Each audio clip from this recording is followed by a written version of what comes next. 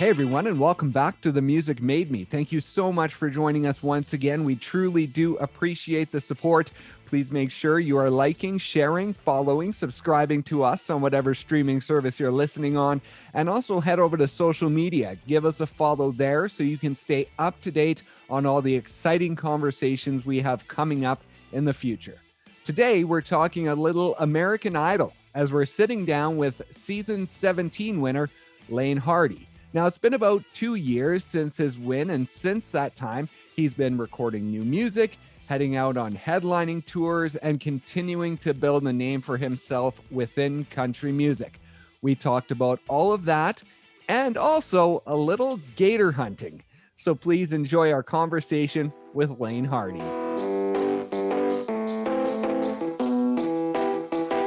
The chicken coop that you were building during quarantine. Talk about that. What is that? And is the project done? Well, me and my buddy, we got, you know how like everybody and their dad went to Lowe's or Home Depot and they started getting like stuff to just build random things.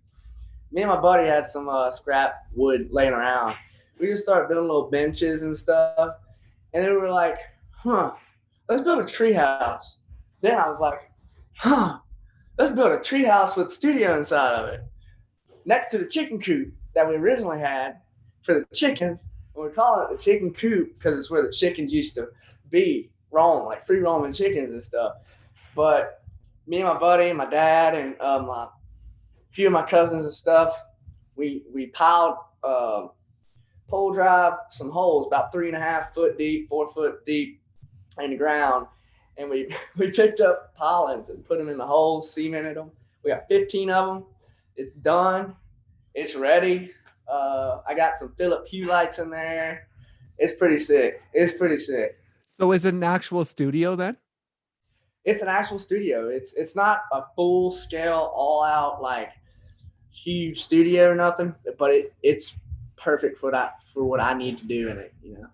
So with the way that your record deal is, are you allowed, if you have a song, to just go in there and demo it and put it out on social media if you want? I think I might be able to just maybe make a demo of a song and put a snippet of it online and see what it does. But I don't know if I could just go release it on like Apple and all that kind of stuff. Right, because that's the way it's kind of going, right? Is basically demo a song, put a snippet out. If people like it, then it goes out like the next day as a single, right? Yeah. But it seems like. That's awesome. And I wanted to ask you, growing up in Louisiana, talk about gator hunting, because I've never actually talked to anyone who's done that. What is that like when you're actually in it? How exhilarating is that activity? It is. It's an adrenaline pump that you can't get from anything else. So there's only a certain way you can do it, and it's like once a year, I think, and you have to get licenses, special licenses and stuff. I was a helper during it.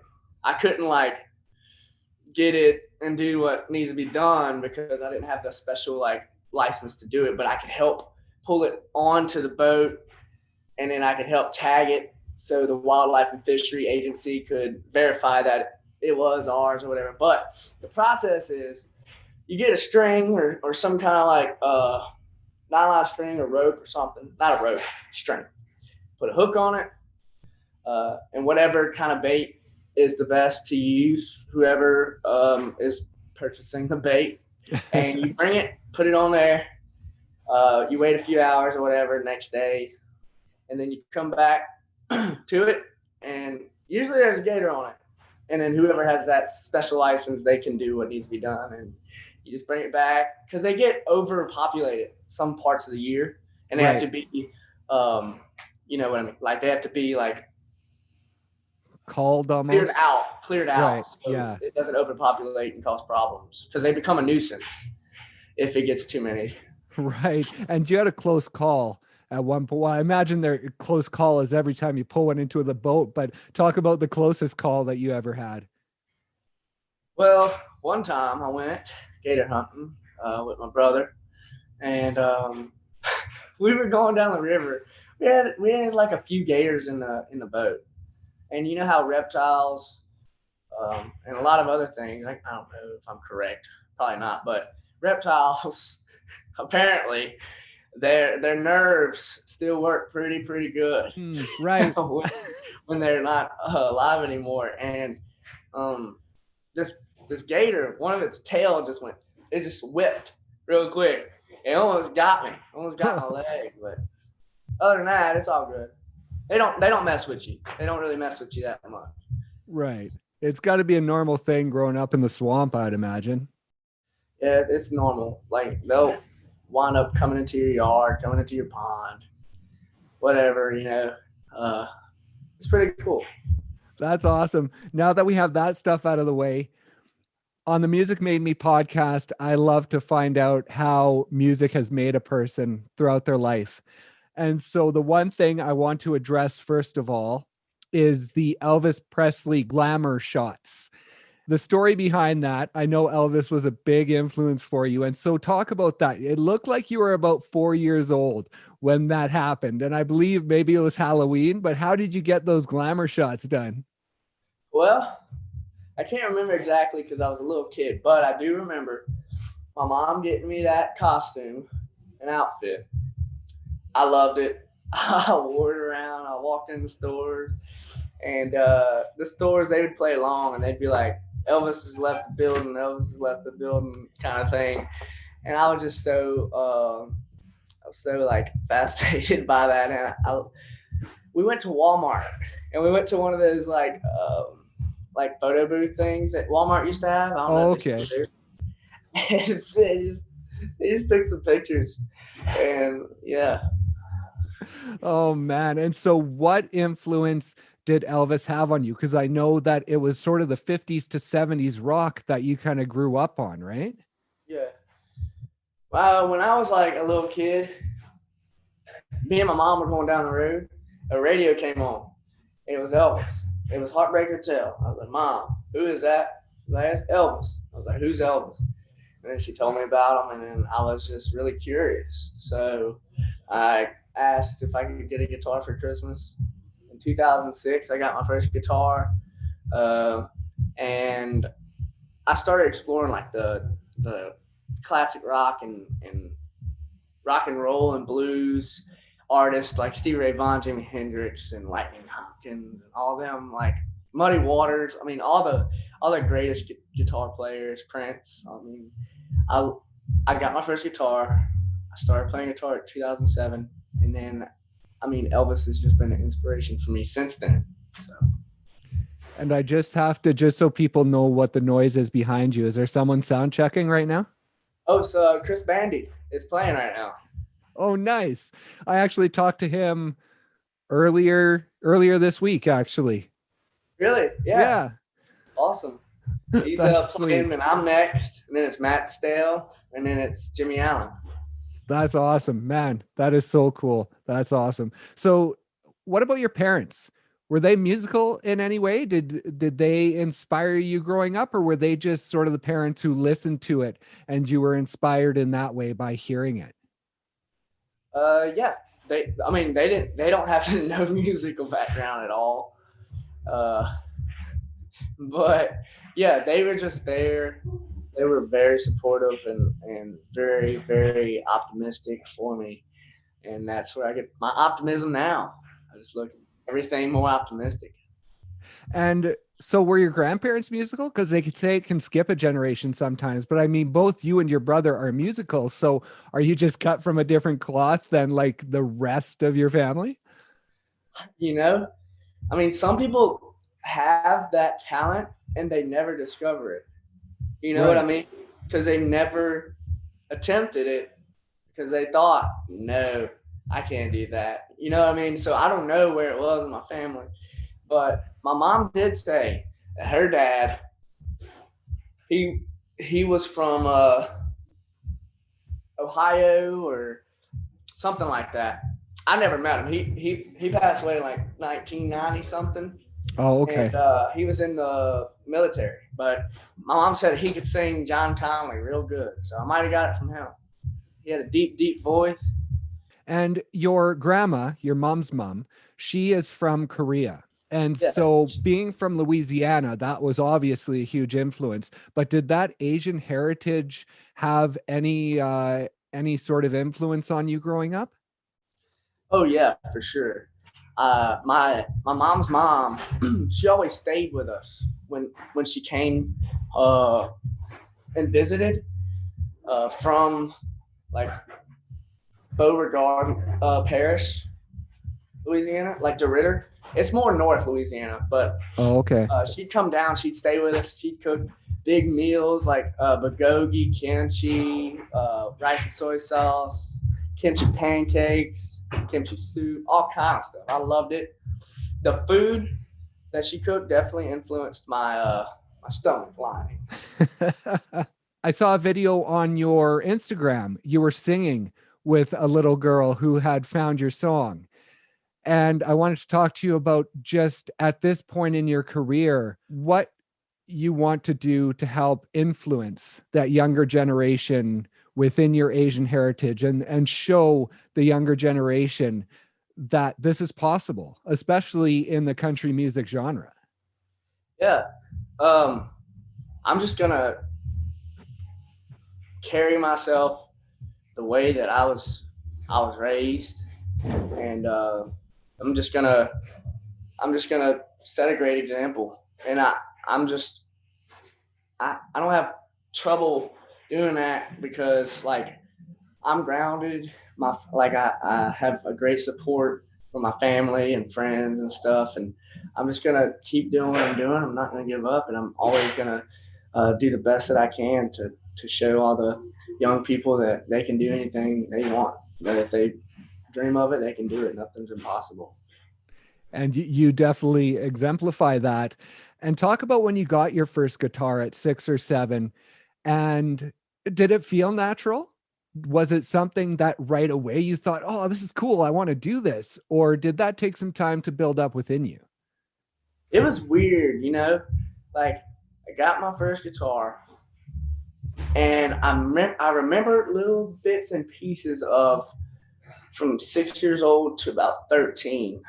And when I first started, like when YouTube was like the old TV icon and stuff on an iPhone, like 2G or 3GS or something like that, uh, I would watch Stevie Ray Vaughan. I had this little bitty amp, and I would play that guitar. I didn't take lessons for the first couple of years of having the guitar, but I would put the phone up on the diner table or the ottoman in the living room, and I would just set it up right there, plug in my guitar, play it extremely loud, and I would break the strings all the time. Oh, I really? break the strings all the time, and then I started taking lessons, but I learned pretty fast things because with music, things are patterns and muscle memory. To me, Right. it is because I don't know how to read sheet music and all that stuff. I'm gonna eventually learn how to do it, but I took lessons from about 7.5 to around 13 years old, and from then on, I can just figure out just on my own because I knew it sorta, so I could just go off of that. And when you were about 9 or 10, I saw a video on your Instagram of you playing Smoke on the Water with your cousin on the drums. And I Yeah. know that you and him and your brother started a band when you were about 14. And Yep. so, what influence did they have in sort of guiding you into that and guiding you into wanting to play the guitar more? Well, if it wouldn't have been for them, I wouldn't have been able to get in those bars and get into those places you had to be over 18 or 21. Uh, I mean, it was me, my brother, my cousin, and my buddy from Port Allen, Louisiana. And we played music in bars, restaurants, festivals, fairs, all kind of stuff. But it wasn't serious. It was just like maybe once a month or once every other month, something like that. And I didn't start singing until like a year after the band started that we had. And it's just I mean, it's crazy to look back on all that and see that I did all. You know what I mean? It's just crazy. I don't know. And what age were you when you started to try and find your voice? I know you would go into the woods, deep into the woods to sing to yourself because you were too afraid to sing to anyone and you were too shy. So what age was that where you started to do that and try and find that voice? Well, I was about 13, 14, maybe. I'm 20 now. So how many years? Don't tell me. I don't want to know. That's sad. Yeah. That's sad. And what was that experience like? Like, what was it like for you out in the woods, just, singing at the top of your lungs? What did that do for you? It just opened up my confidence a little bit, but I'm still working on that. I'm still working on the confidence thing. I'm like a really, really like introverted person.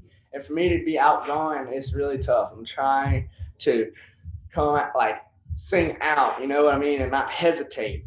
Right. Uh, but I'm introverted, so it's hard to add a little bit of the extrovert to my stage. But it's getting better, you know. It was fun singing to the squirrels.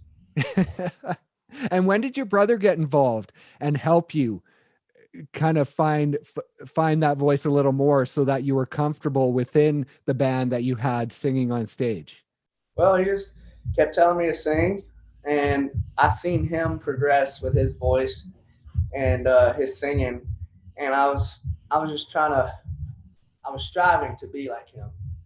It's what it was like, you know. And I just started improving because I kept practicing and practicing and practicing and practicing. And in 2018 was the first time you hit the studio. When did your writing start? It must have been before that if you were going into the studio to record stuff. So when did the writing side of things start for you? I think the writing stuff started in like 2000, late 2017. Uh, and then Miss Jamie O'Neill, uh, this is a crazy story. So I had this Bayou Country like talent show thing down the road about 20 minutes from my house. And the judge is there. It was like in a gym, but it was like a school gym. And we were on the stage, and I won second runner up or something. And then I got to be able to go to Nashville and write with some people and get Miss Jamie O'Neill to produce my stuff. And it's just a crazy story. That's how I wrote Louisiana Lady in the Bayou with some people that Miss Jamie O'Neill knew. And then a few months after that, we cut it and then released it. It's crazy. I don't know. It's just crazy. So going into that talent competition, what was it that sort of clicked in you that made you want to get up on that stage and sing in front of people? I was terrified. I was scared to death. I was scared to death going up on that stage, and I don't know what was going on with me.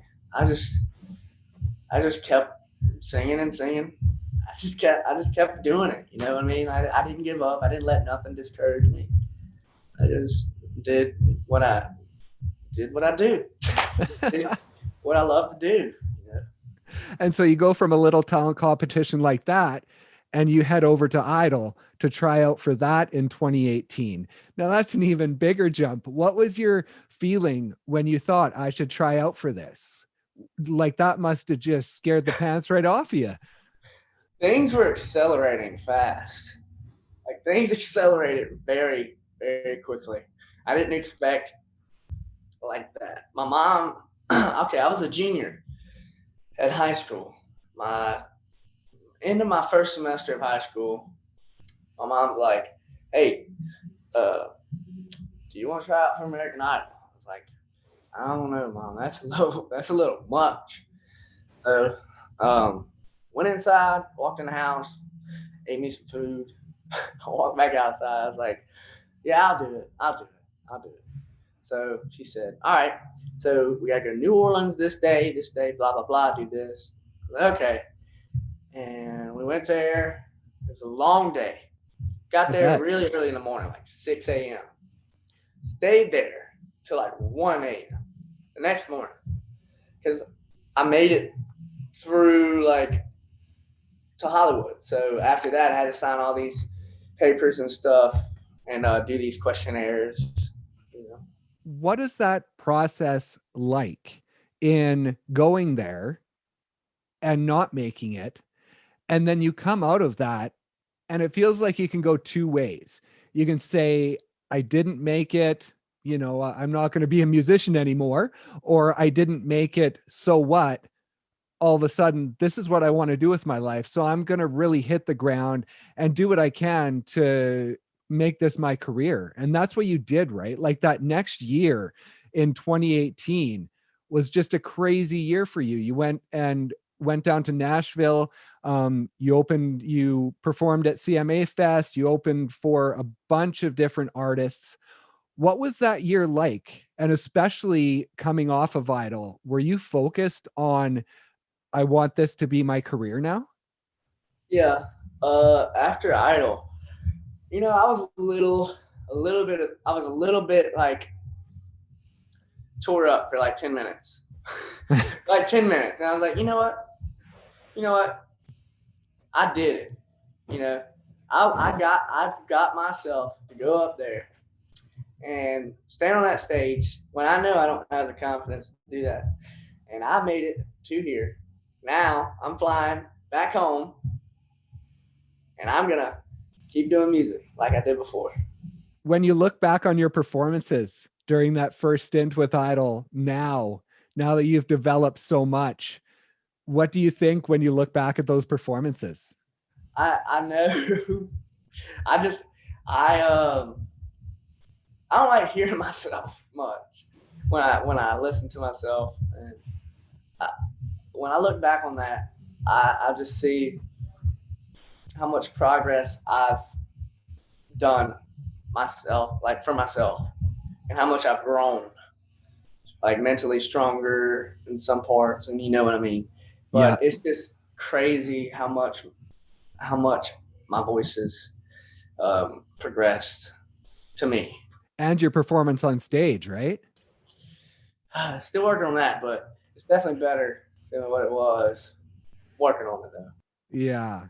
And so in January of 2019, you went into Dark Horse Studios to record. And right after that, you teased a new song, Burning Gas. So did you have a full album ready to go that you were recording? I didn't have a full album. It was more of a couple songs, like an EP sort of. Oh, okay. But I was kind of like iffy on releasing them just yet because I was just like, someone just told me not to do it yet, and I was just like, you know what? I'm gonna wait. Wait a second. Wait a little bit. I'm gonna put that to the side for a little bit. I'm gonna go home, get some me time, go hang out with my buddies, go on the river, stuff like that. And that whole summer was amazing. I got to spend a lot of time at home, and then, hey Laine, if you want to come play guitar for me, I was like, yeah, I'd love it. I'd love to go see everybody again. And she's like, all right, well, be at my house next weekend. We're gonna go over some songs and stuff. I said, all right, because I gave her a few tips and pointers on what to do and stuff. And we flew to Idaho, and yeah. And what was that like when you got the encouragement from the judges and from the people that you had known before who said, go for it? Like at that moment, did it spark something within your confidence at all? I think when the judges were flashing the ticket at me, and Lionel was flashing the ticket and stuff, and then they asked me why I wouldn't do it, and that's when I thought, I was like, I'm not gonna go anywhere if I get comfortable. You gotta be uncomfortable. So that's what I was thinking to myself. He's like, you know what? I'm not comfortable doing this, but I'm gonna do it. Grab that ticket, walk out the door. And then what was that whole process like for that second time around? Because you make it so much farther, you win, but in the recording of the show and what it's like how long are you sitting on the information when you know you're making it to the next round? How long do you have to wait to put that out there? And was that difficult to continually go through that process week after week and not be able to say anything? It's just like a lot of built up anxiety. But it's good anxiety. It's like you're on the edge of your seat. You're like you want to say something, but nothing can come out. um, it was just like so much information at once in a short amount of time that you don't understand it like when it's happening, but you do it anyway. And then when you get time to process it, a few months after the show's over, or whatever, you start saying, "Oh wow, that's why. Oh, this is what I'm doing now. Okay, I get it. Oh, that's what that was for." Yeah, it's really cool. Were you able to enjoy the experience, or was it just so crazy the whole time, just, having to go through all that? Do you get to the end and kind of take a breath and think, what just happened? It was like I seen a TikTok the other day on TikTok. And this guy was sitting in his car, and it said something about getting some kind of information, a lot of information at once. And it's like somebody opens the door. No, rolls down the window. He rolls down the window. Somebody slaps him in the face, rolls the window back up, and he gets there. He's like, "What just happened?" That's what happened. Like I was on the show, got the ticket, and then all of a sudden, I was in a plane going to New York, being Ryan and Kelly and Good Morning America. So it was just like there's a space in between that I don't remember much of. And as an introvert, like when you won and all of a sudden it's just this boof right at you, you're doing all these shows, you're going here, you're going there. Like, was it overwhelming for you, or were you just kind of along for the ride? I was just rolling with the flow. It was overwhelming, but when that overwhelming emotion came at me, I was like, whew. I was just like, just go with it. Just go with it. You know what I mean? Like, just roll with the flow. Don't fight back. Nothing. Don't go the opposite way. Right. And when you had your first headlining tour, what was it like going home for that first show and being able to play there, with all that had happened and all that you had become throughout that process? It was crazy. It was a crazy day. It was like a lot of people. It was very exciting, and it just felt really nice to be back home and play shows. And so that happens. And I saw on your Instagram, all of a sudden you're writing in Nashville with like Rhett Akins, Ben Hayslip, Corey Crowder, Jordan Minton. Like, what is that like? All of a sudden you're writing with some of the best songwriters in Nashville. I didn't feel like I deserved that. So it just felt really, it was so amazing. Like the opportunity was great. I loved the opportunity, and being able to write with those like songwriters, I learned a lot. I learned so much, a lot, and I made a lot of friends, and I still talk to a bunch of them, and I'm very thankful for that opportunity. And what was it like going through 2019 and the first part of 2020 after you won? There was a stretch there where I know you were wanting to release music, but nothing was coming. And then finally in 2020, you were able to put some stuff out. But was there just stuff, once you win and you sign a deal, is there steps you have to go through to be able to put out that music? Did you learn stuff in the process? And it's not just jump in the studio and put out music. There's, hoops you have to jump through in order to put that out. Me and the label and my management team, we were all just conversating, and we were just trying to figure out a plan. And I'm kind of glad now that we didn't release a lot of music right before COVID. Yeah. But it took us a little while to figure out, because we had to find a producer uh, and figure out what songs we were going to do. And then I just want to like take it. I don't want to like go all out at once. You know what I mean? Yeah, I for want to be sure. like take it slow, enjoy every moment. You know what I mean?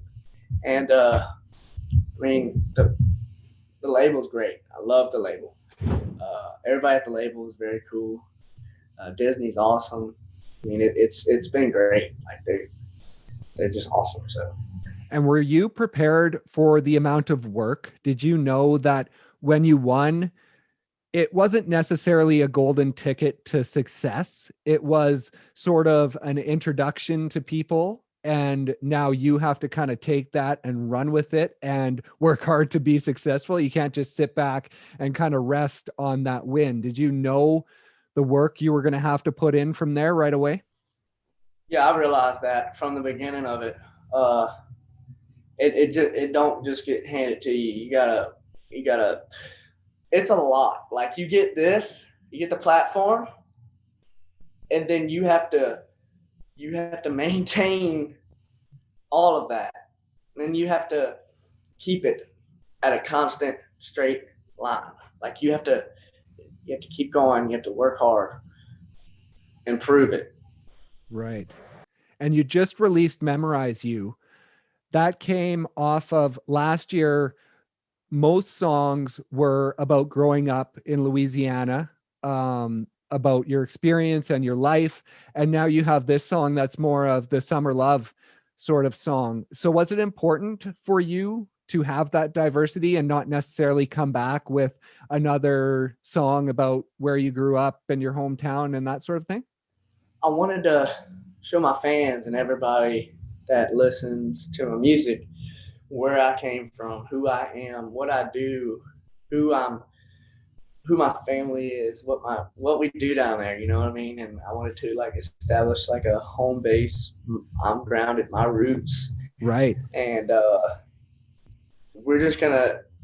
I'm always gonna keep that with me. You know, and home's always gonna stay with me, and being able to release this summer love kind of fun song for the beach or whatever, it's just really fresh and really cool. It's rewarding.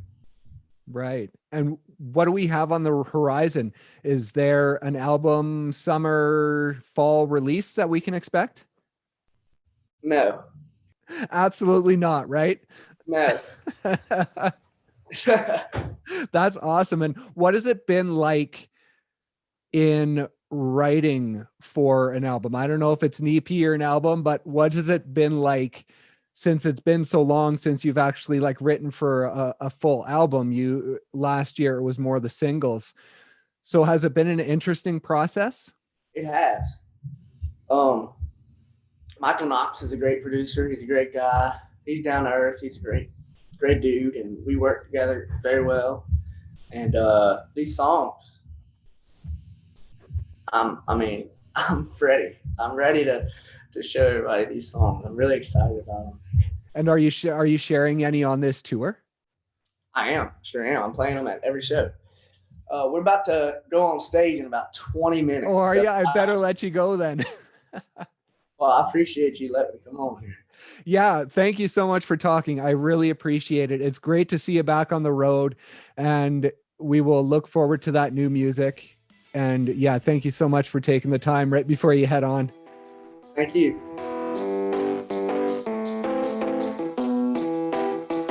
Thank you guys once again so much for listening, and thank you to Laine for stopping by and sharing his story. Be sure to check out his new single, Memorize You, and also keep an eye on his social media for clues as to when we might get some new music later this year.